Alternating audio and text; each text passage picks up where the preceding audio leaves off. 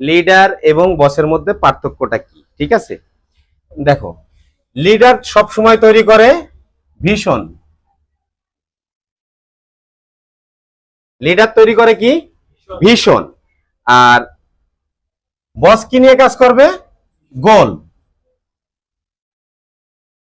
Leader always তৈরি করে ভীষণ, সে ভীষণ নিয়ে কাজ করবে। একজন লিডারের ভীষণ থাকে কি, তার লক্ষ্যমাত্রা থাকে কি, তার লক্ষ্য থাকে অনেক দূর পর্যন্ত যাওয়া।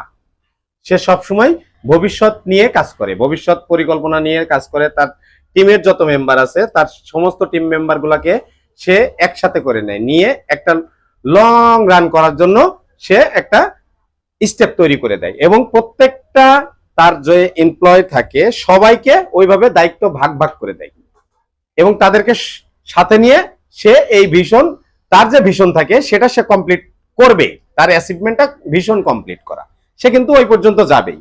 আর একজন বস কি করে, গোল সেট আপ করে, তার গোল সেট আপ করে, এবং এটা ডেইলি রুটিন বা ডেইলি ওয়ার্কের মাঝে পড়ে যায়, যেটা হচ্ছে তোমার শর্ট টাইম গোলও বলতে পারো।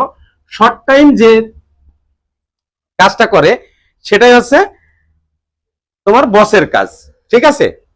এখানে দেখো, লিডার হচ্ছে কি, উদ্ভাবক। লিডার হচ্ছে উদ্ভাবক, আর হচ্ছে বস হচ্ছে, বস কি, হ্যাঁ, বস হচ্ছে কপি কারক, আর লিডার হচ্ছে উদ্ভাবক। লিডার কেন উদ্ভাবক? একজন লিডারের ব্রেনে ওই জিনিসগুলাই নিয়ে আসতে হয় যেগুলা নতুনত্ব সৃষ্টি করে। আমাকে কখন মানুষ লিডার হিসাবে মানবে, যখন আমার ভিতরে আধুনিকতা থাকবে, লিডারশিপ থাকবে, এবং সবসময় নতুনত্ব নিয়ে কাজ করা। ফোন সাইলেন্ট কর। সবসময় নতুনত্ব নিয়ে কাজ করা, কিন্তু বসের মাথায় এই আইডিয়া আসবে না। বস কাজ করবে সবসময়ের জন্য, সে অন্যকে কপি করবে, কপি করবে, সে নতুনত্ব না।